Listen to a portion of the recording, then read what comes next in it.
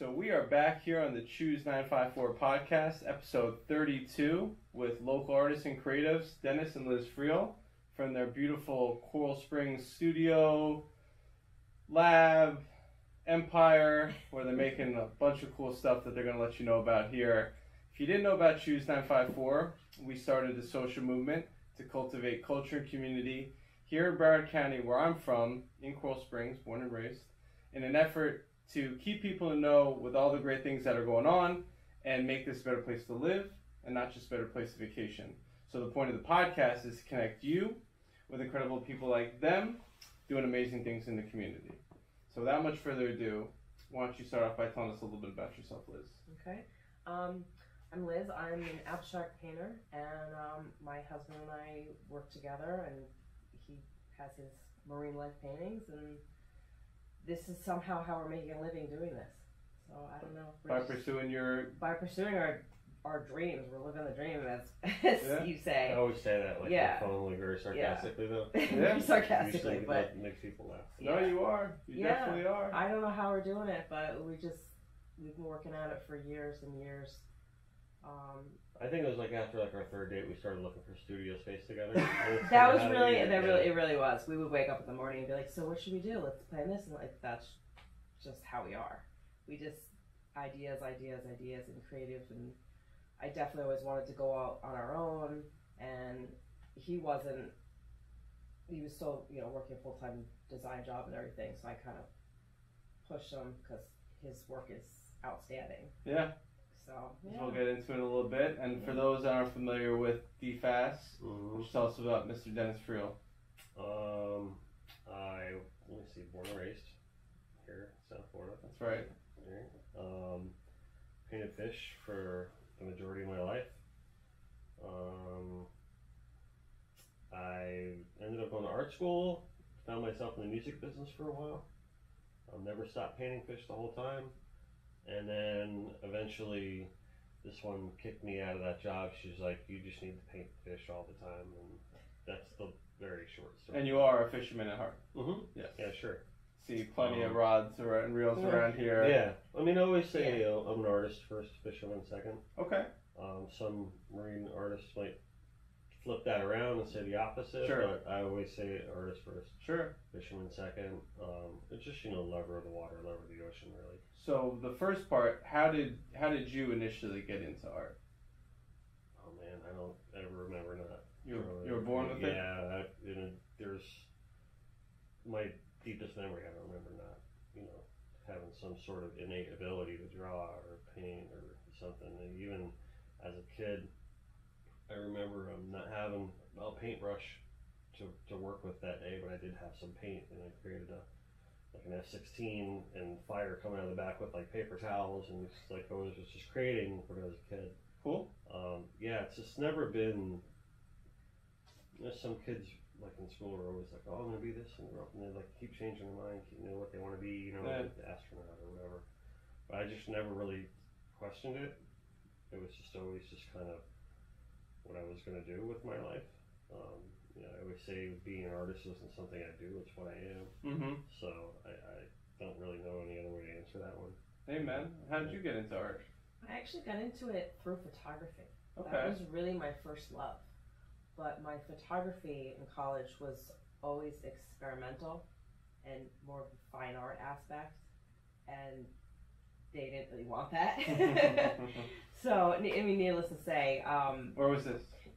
I grew up in New Jersey. I went to college there, and where? William Patterson. Willie P? How about that? Yeah, you're Jersey funny. girl. You're funny.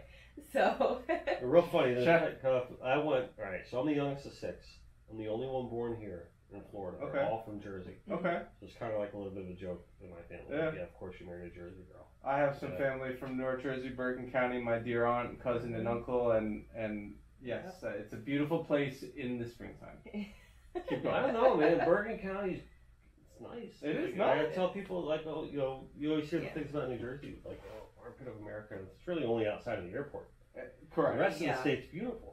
Garden State really Garden is. State, It's gorgeous. Like where her parents live. We'll go up there and I turn around, like, realize this isn't normal. Like, people don't usually grew up like this. And those experiences ultimately led to... I photographed everything, everywhere in all the national parks that were like right there, or in New York City, everywhere in New Jersey, and basically with trying, experimenting with photography and the fine art aspects of that, and being in a fine art program, I was doing other fine art things, and I just kept being called back to painting, because photography, and this is before digital, so there was film development, so there was a fine art to it that a lot of people don't really connect with anymore. But anyway, I was able to get more of my artistic expression out with painting. Beautiful. So I just never stopped. I see that. Yeah. We see that all over the walls. We'll get to it in a minute here. Yeah. So it's pretty cool that we met, because we didn't go to school together. Right. Most people think, oh, you guys must have met at school. It's like, no, we weren't even in the same state.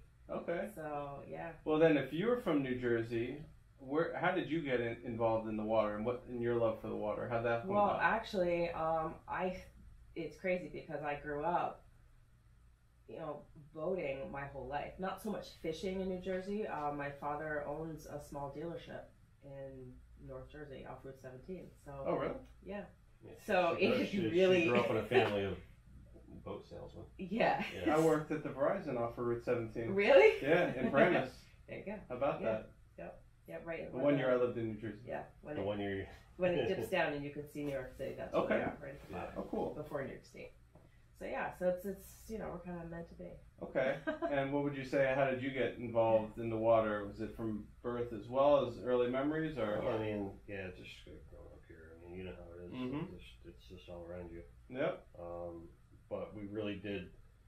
My brother and I, in particular, and some really young friends of ours, the Profera family, we all kind of grew up spending our summers in the Keys. Okay. Since birth, like I grew up there as a baby, and just fishing, diving, snorkeling on the shallow reefs and stuff like that. Wakeboarding and hydrosliding and stuff, and just kind of like living that life and growing up that way. It leaves an indelible mark on you, when you grow up like that. It's funny because I saw a friend of mine posted earlier, and he said something to the effect of, kids and ballyhoo are very similar because the more you brine them, the better they get. Right? So it's kind of true, and it's you grow up like that, it doesn't ever leave you. Right. You can distance yourself from it for a period of time in your life, but you'll never forget growing up like that. And I think there's something unique about that too. Yeah. That way of living, that way of life. And being blue-minded, which will lead us to one of your new projects in a little bit here. But before we get there, Liz, why don't you tell us a little bit about your creative practice and your artwork? I do abstract, so it's right now I've been really working on coastal landscapes and seascapes, and I mean it's just you gotta see it. It's tough to. This is one of them, and then just kind of shuffle these through here. Sure. And then this is another one that I just did. I've done a lot of these, basically just coastal landscapes, really trying to pull from the Florida coast and Florida environment, and even just surrounded waters, Everglades, everything. I mean, we live and breathe it, and literally. Yeah, I mean, we're in a perfect place to be. It's kind of funny when we get around the water. Like both of us are like staring out, and like you can almost like see both of our wheels turning every time. But you're looking at the fish, she's looking at the waves. Yeah, it's like interesting to see, like the colors and the different interpretation on how that comes out. Yeah. So in your practice is obviously different than your practice, and you've been a designer and in different elements. So why don't you tell us a little bit about your practice? Wow. Well, I mean, I kind of cast a wide net on my approach to the work, just because of just running this business kind of forces me to. a little bit, because we handle, everything from graphic design to illustration, fine art paintings, implement those elements to boat wraps and t-shirt designs, and you name it, like big cups, koozies, the whole 9 yards. That's part of our business. So I kind of have to think of things differently, and that's what I was kind of getting at when I was saying she's more freedom, free flowing ideas, and because her approach is completely different. Where the approach to my work right now, at least, is it's got to have some sort of use or some practical use for accessory or for a boat wrap or for some, I don't want to say commercial use, because it's really all still connecting with customers and fellow anglers and things like that. But it's really just kind of a different mindset. So I guess to go back to your question, I have to look at things kind of figuratively and build a narrative within my work, where I think that in contrast to her, she's kind of dealing more with emotion and how color speaks to you, whereas I'm dealing with how color speaks to you, but in a completely different way. Mine's probably in a more animated way. Correct. And I think hers is in a more emotional way. And you can see a little bit, for those that are watching the podcast, some of these amazing works. I guess we can see, is it a swordfish or a marlin? The blue marlin there? Yeah, blue marlin. Yeah. That one's First Light. And that's, I was kind of trying to depict those early morning hours, and we always call it like the early bite. When that sun just kind of comes up, and there's a period of about an hour there where it's like super hot. And I wanted to kind of depict that just as that light's kind of peeking past that first cloud, hitting the back of the water, and just the marlin kind of going for some breakfast there. And the fish jumping, and the birds chirping. And a bit of mayhem, because it's kind of like, the whole food chain, the circle of life kind of theory. You're right, like you said, early bird gets the worm kind of idea, and how it all kind of affects everybody else. It's just a scenario or a situation where those tuna might have been cruising along, going after those flyers, and the frigate's kind of up top looking at everything, and all of a sudden this big guy comes through and ruins everybody's plan. And that's just kind of nature and how it works, and again with that figurative narrative kind of idea. Cool. So that's actually not the original, that's a print. Okay. So the original lives right now in Dubai. Okay. From one of my collectors. It's in his cigar room right now on his 112-foot Westport, I think. Reminding him to come back and choose 954 for some some fresh. Exactly. So how has your works not only evolved, but have contributed to your next evolution and project and what you guys are developing now? You mean to take that one? Yeah. I don't know. They're husband and wife, if you didn't. Yeah. Right now, it's all kind of like about the couple of things, like the bridge, and you're good. It's okay. Right now, it's all about the bridge and the new transition of the business. For those that aren't familiar with the bridge, you tell us a little about the bridge project? I was commissioned a little while ago to create, I want to call them murals. They're kind of murals, right? Because at the end of the day, it's a wrap. Public art. Yeah, public art. But to do 6 murals around the bridge, the Atlantic Boulevard Coastal Bridge, and which is a huge, amazing project for us. And that was pretty challenging on a lot of levels.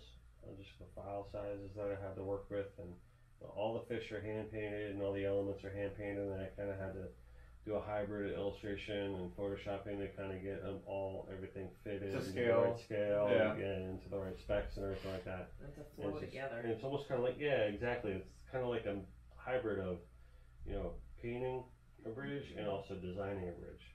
So just kind of create that flow and how everything's going to work. So, those are really great project, and we're just I'm done with the art of it. Installing? No, it's being installed as we speak. Okay.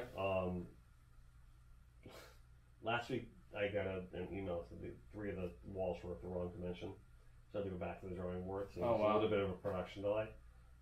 Not to my fault, but it did happen. So we had to go. It was a little bit of a delay. So everything should have been up by now. And this is with City Pompano Beach CRA, or? CRA. Well, CRA mainly, but it's kind of everything. Great. It's a big, Yeah, I mean, I'm super impressed by everything I've seen. Jody Lashinsky and everybody involved with, Pompano Beach Arts, Pompano Beach CRA. They've really come a long way. It's going to be awesome. Everything is looking so good down there. Yeah. I can't wait for this bridge to be up. It's just going to be, really powerful. Yeah. And you as you were talking, it made me think you're in a very unique company. Just the first two that come to my mind of artists that have painted bridges down here in South Florida, obviously Guy Harvey, but also the Hula up in Lake Worth as part of the Canvas Outdoor Mural Project, and he paints them on his it's like his paddleboard actually. Beautiful works, and it's really interesting to be able to take a piece of land and create public art out of it for the greater good of the community and boaters and paddleboarders and everybody. And this is really a sight to see. Can you reiterate where they can find these works? Yeah, it's right there at the bridge on the Atlantic Boulevard in Intercoastal. In Pompano. In Pompano Awesome. Beach, yeah. So the coolest part about the whole project for me was the interaction with everybody, even like the interaction today, and the response that we're getting from friends and family and meeting new people along the way. It's just been phenomenal. If you see it, take a photo, hashtag. What would be a good hashtag for it? Well, we named the project Atlantic Harmony. Okay. So hashtag Atlantic Harmony. Okay. Hashtag DFAST. Hashtag Connected by Water. Pompano Arts or Pompano Beach Arts. Hashtag Choose954, please. Right. So what other evolutions in your practice business lives have come out and are related to the water as well? No, Connected by Water. Connected by Water. It's all connected by water. I mean, really, I paint a lot of fish, but we don't want it to be all about just the fish, It's because a lot of it to me is also about the culture of the water and the ocean and what that does to the people. So to me, the people are just as much a part of it. And going back to the bridge too is a prime example of that. That's why we named it Atlantic Harmony. It's because the bridges connect people, right? They connect ideas, right? And they bring things together. They don't separate things, right? So we wanted to kind of reflect that in the artwork too, and that's why I included so many different species of fish from the local area. What kind of species of fish? Well, just all different inshore to offshore, to reef fish to like big bill fish, and just because I wanted it all to kind of flow together in harmony. That's great. So it's kind of like a double meaning. I wouldn't have guessed that at first sight, so I'm glad that you mentioned that. Yeah, so that's why we named it that. Yeah, and there's always a story behind the artwork. Right. And art's a problem solver, and one of the things we've connected over is, with you guys being connected by water, and with our 1,000 Mermaids Artificial Reef Project, it really comes at an important time that we do raise awareness about the issues that are plaguing our oceans, waterways, to make people more conscious about single-use plastic alternatives and just what they're bringing on their boat and hopefully not putting in the water. Exactly. Being responsible in the water. Yeah. I think that's a big thing, to just being responsible. There's simple things that people can do. Yes. It doesn't have to be like, I know we talked earlier about the whole plastic straw versus paper straw thing. Yeah. Which is fine if the product works. Sure. I got like a love-hate relationship with that movement right now. But we don't have to go to extremes like that. You could just throw away your trash. Yeah. If you live on the intercoastal, don't hose your trash from your backyard into the intercoastal. Please. Yeah. It's a big problem. We were down there. I was down there at the bridge, and I was talking to Atlantic Irvine, which he owns the Atlantic Ski and Boat Rentals there. And he's like, "Look at this trash! Look at this trash!" He's like, "They're all getting caught up in the weed and everything." And it's really not a bad scene, It's like not like the Great Pacific Garbage Patch or anything, but still, it gets out there and becomes something like that. Yeah. And thankfully, just once again, first step, raising awareness, raising people's consciousness about these issues, making smarter choices, using better alternatives, and then if you do have the time, resources, and means to, participate in a beach cleanup or beach sweep, we have a bunch coming up during Earth Day that I'll talk about one in a little bit. So kudos to you guys for, you are connected by water, but, doing something with it and giving back, and it's a beautiful thing. We need more people like yourself. So kudos to you guys there. So you have your practice here in Coral Springs, obviously a lot of it also in Broward County on the water in Pompano. Why do you guys why did you choose 954? Why did you choose 954? Well, yeah, he's lived here his whole life. Why did you choose 954, right? Well, oh my goodness. When I first moved down here, totally spontaneously, I was living right where we were putting the bridge. Oh, really? Yeah. My family has a condo right down there. Okay. So it's funny. I really moved here, started right there in Pompano, and I don't know. I just kind of found my way to Coral Springs, but there's a lot to do. Between the beach and the water, there's just like fantastic restaurants and a lot of outdoor activities to do. Schools, kids, but but still, it's just there's always something going on, and obviously with being in the arts, we tend to gravitate towards anything art and water. Mm-hmm. So what wouldn't we? Yeah. Cool. Yeah, we don't really. The culture too that we talked about earlier, it's tough to leave. It really is. I mean, this is home for me. I was born and raised. I can't live anywhere else. I really can't. We always say that, right? You don't miss South Florida till you leave it. Yep. Right? You kind of take it for granted sometimes because you can get so comfortable in the vibe and just you're home. And then when you leave, you're like, it took me one winter in New Jersey. That was all I needed to see. They're like, this is the worst winter we've ever had. I'm like, I couldn't tell the difference. Right. It doesn't matter to me. It's still cold. It was cold, and thankfully, interestingly how you brought up the Jersey part before, I don't know, probably not that many people know that I lived in Glen Rock for a year. I worked in Paramus up around 17. I liked it when I was young. I was 24 years old. I was, giving it a shot. And I like to think that those experiences and having it not work out made me realize and appreciate a lot of things I took for granted, being fortunate enough to grow up down here, to your point. And that those experiences at 24 and 25 years old probably laid the groundwork for the transition that happened in my life that got me into the community building space and arts and culture space and here to this conversation now. So everything happens for a reason. Thank you, Aunt Mindy and TT and Uncle Ken up there in New Jersey for taking good care of me. What are your thoughts, I guess, with that being said, on the art scene here in Broward County? It's definitely growing, thanks to you. But there's a variety of artwork because we're in between Miami and Palm Beach, let alone the rest of the state. There's definitely a fusion of different artwork and different types of people, and obviously international and everything. And we're very close to Basel when they come. And that whole thing really just lights up the place.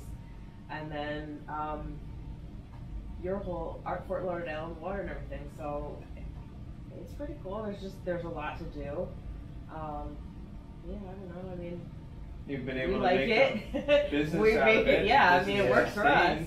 I think you kind of hit the nail on the head though. There's the diversity in the art scene here. It's kind of for everybody. Speaking of paintfish, so my work isn't necessarily like in the Basel scene. For you in the Wynwood scene, it could be. Sure. You know what I mean? Sure. It's not necessarily the direction of the business like that scene, but it is art. You know what I mean? And hopefully people think it's quality, but it doesn't necessarily have to be that scene. And there's also art in that scene that wouldn't necessarily translate into other places, but that's okay. Correct. So it's such a subjective thing, art. So it doesn't have to be defined, nonetheless by an area. Yeah. Like some areas of the country, art can be defined.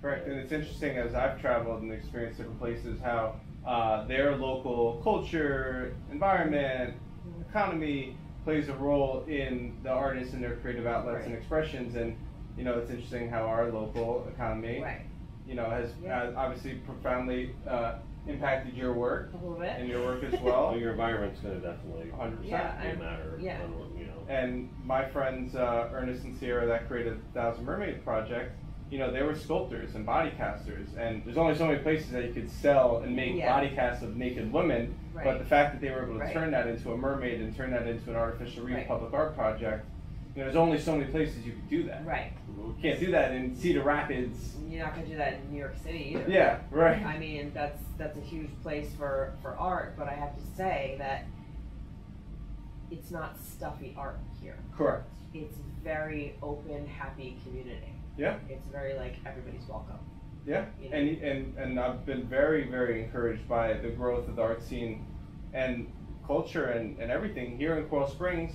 Coral Springs, much kudos, congratulations to the Coral Springs CRA, Daniel Lima and everybody there. They just had an Innovation Downtown weekend with a pitch competition that we were fortunate to be a part of, with a unplugged event which in front of City Hall, Right. with food trucks and live music and all these people that pitched their startup ideas, and Right. it was a really great community event. And I mean, when I was growing up in Coral Springs, there was great stuff as well, but it's really come a long way. Pompano, First Friday Art Walk in Pompano, Untapped, off of Atlantic and Dixie is phenomenal. Yep. So it's even Coconut Creek. They just had the craft fair last Yep. week. I saw that. Yeah. So even if you are in North Broward, South Palm Beach, wherever, there are a lot of things going on that we're trying to keep people to know about. I think it's been a really encouraging thing, because people always think you have to be in Fat Village, Flagler Village, Mass District. You don't. No. You know. No. I like it, the fact that art is becoming the trend. Yeah. And I think cities and municipalities are starting to realize that when you promote the arts, you promote your community. Correct. And everybody benefits from it, and only growth happens from there. It starts with art. Correct. And even I'm always quoting Chuck Close because he's so good with a line here and there about philosophy of life. But whenever you look back in history, you see the art. That's the only way you can tell. Correct. What people's emotions and mindset were. Tells the story. Tells the story. Yeah. Amen. So with that being said, what is up next for you guys? Well, we're growing. We're finally Yeah. really, things are coming to fruition for us on the bigger things that we're looking for, which, originally was DFAS, Dennis Friel Art Studios. But we are expanding to include Connected by Water, Great. which will be a podcast, but it will also be much more than that. It'll be a way to, connect everybody on anything through water, about water, the mermaids, It's an open platform. for Yeah, sure, yeah. it's pretty open. We can't wait to start doing that and having people come into, our studio space and talk about, their concerns or their issues, good or bad, or anything connected by water. So Yeah. And we're hiring out employees and designers and yeah. Internships and artists, and we're doing community outreach. Yeah. So we do a lot of stuff with the veterans. Great. And the Take a Veteran Fishing kind of organizations. Great. We do a lot of work with them. FFO is one of the ones here locally in Pompano. Okay. We really do most of the work with the Freedom Fighters Outdoors. Great organization, great people. That's Sarah and Benito Sorsa. Okay. And super phenomenal people. Beautiful. Yeah. Definitely give them a shout out. We'll put a for plug sure. out there. And I'm thinking my buddy David that runs South Florida Fishing, the Lady Helen, I'd love to get some veterans or some more people out there fishing. Absolutely. And connected by water. Yeah. And one of the other elements that we talk about, aside from just the arts and culture community with the whole Choose954 movement, is supporting local independent businesses. And this is your independent business. Yes. Mm-hmm. And this is the way that you feed your family. Sure is. Yep. So constantly reminded about that. It's like those days that it's funny you bring that up, because people probably think they would come in and do paint, and it's not like that. You come in, you look at your project list, and you're like, okay, what needs to get done, who needs to get serviced, and how are we going to make money today? And that's what it means to be a professional artist. Yeah.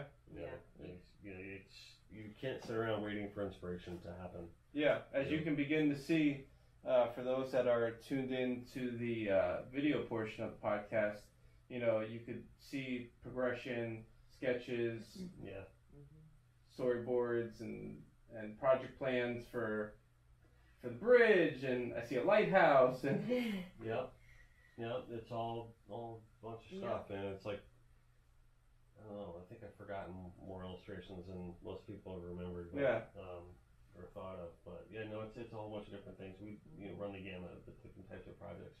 We have consistent projects, we have unique projects, and I'm a monthly illustrator for the Marlin magazine.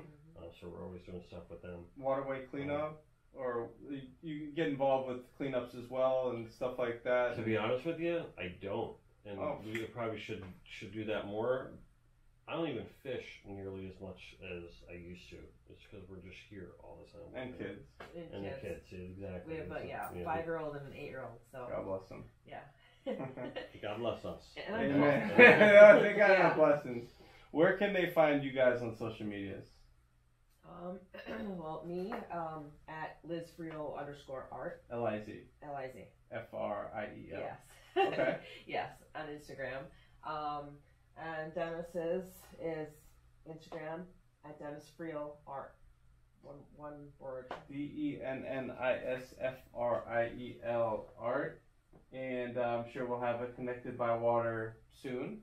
And we wish you guys the best luck with that. Definitely going to support it. There's no shortage of good initiatives that could support our oceans and ecosystems, and we need more blue-minded folks out there. Absolutely. So kudos to you guys. We do have a beach cleanup that we're participating in, which we'd be more than glad to have you guys participate in. On Earth Day, April 22nd, we're very fortunate that a good friend of ours and good friend of the Thousand Mermaids Project, Patchy Pastor of Celebration of the Seas, has invited us to be part of his Earth Day event with Barry Levy's Fort Lauderdale Beach Sweep and the good folks from Entercom Radios, where they're going to be participating in a beach cleanup at the Marriott Harbor Beach on Fort Lauderdale in the morning time. There's going to be a great, ceremony with some local politicians, vice mayor, city commissioners, so on and so forth. We're going to have the Thousand Mermaid artificial reef modules out there. Hopefully, knock on wood, if permits and the weather and everything complies, we might actually be deploying our first modules of this project on Earth Day. That's the goal. Some things are outside of our control, but we're working our best to that. That's April 22nd. We'll be posting more information about it, and if you're able to come out and support it, as a Monday, you're more than welcome to. We encourage you or anybody to participate in any beach cleanup, beach sweep. Barry Levy does a phenomenal job with the Fort Lauderdale Beach Sweep, so that's a great way for you to connect with the water and the ocean. We are still hosting the Choose954 Local Artist Discovery Series, Live Art Pop-Up at YOLO, where Liz participated on the coldest night on record, where we were all bundling up, and we might give you a chance to come back when it's not so cold. We've been doing it for the last 110 consecutive weeks. We give local artists a canvas easel table. We don't charge them. We don't take a cut of their work. We market it. We do the social, make a flyer, give them a food tab. And that's in an effort to connect local artists like her with the downtown Fort Lauderdale YOLO crowd, to hopefully have them become discovered, collected, supported, engaged with. It's been a beautiful thing, and really hope we can do it for another 110 consecutive weeks. We also host Creative Zen, which is a monthly breakfast lecture series. It's a mini TED Talk that we do for free for the creative community the second Friday morning of every month. You don't have to be creative to come. That's where I got my inspiration from. It's Creative Zen. Where is it? So we rotate the venues every month. The next one is going to be at the new General Provision co-working space in downtown Fort Lauderdale, right off of 1st and 2nd, right across from the AutoNation headquarters. So we bring in a speaker. We also provide coffee and breakfast bites, and there's like a networking component to it as well with like-minded individuals. It's a way to connect and engage our creative community one morning a month. That's where I had my aha moment that got me into arts and culture. So I decided to pay it back and pay it forward by hosting this free event sponsored by the Advertising Federation chapter of Fort Lauderdale and Palm Beach that my partner, Mr. Andrew Martin, is president of, and sponsored by Choose954 as well. We hope you can attend April 12th. One of the people I admire and respect the most in the world, Ivan Dynamo de Jesus, the creator of Action Club, will be speaking and sharing his very thought-provoking and inspiring story. Friday, April 12th, doors open at 8:30, talk starts at 9, you're out of there by 10. If you need things to tell your boss why you're going to miss an hour of work, I have a whole list, and we'll hopefully get you guys out there maybe in the future. Sure. Definitely. And last on the local plug chain, we are still very proud to host an event that recently took place in Pompano. So Far Sounds, Songs from a Room experience, very intimate music experience to reward true music fans with these very private, invite only, or you have to request access or to RSVP events where we bring up 3 local musicians in a very random environment. It's never the same venue, or we've used General Provision more than once, but it's a global chapter-based organization with 400 cities around the world. The Fort Lauderdale chapter is about to celebrate 2nd anniversary, which is pretty noteworthy. So you can find out more at So Far Sounds, SOFAR, SOUNDS. The next one is actually coming up this Thursday, April 4th. The last one was at the Ally Cultural Center in Pompano, off of Atlantic. Another great thing coming out of Pompano. So shout out to Todd and Juliana, Jody. Those events are really cool, like with the food trucks and the whole art walk and everything. We have a blast when we go. Yeah, the kids love it. Cultural Center. It's phenomenal. You can take a walk through the cultural center, and they got the new the brewery there. Yeah, bunch of breweries. Yeah, Amphitheater. Really cool. The amphitheater, yeah, for sure. Bunch of cool stuff. So encourage you to look up Pompano Beach Arts, Pompano Beach CRA, and all that good stuff. I'm Evan Snow. You can find me on Instagram at EvanSnow13. I'm an open book. Please follow us at Choose954. If you have any questions, don't hesitate to reach out to me. Don't hesitate to reach out to them. Support your local artists. Support your local community. And do not put plastic in the ocean. Thank you.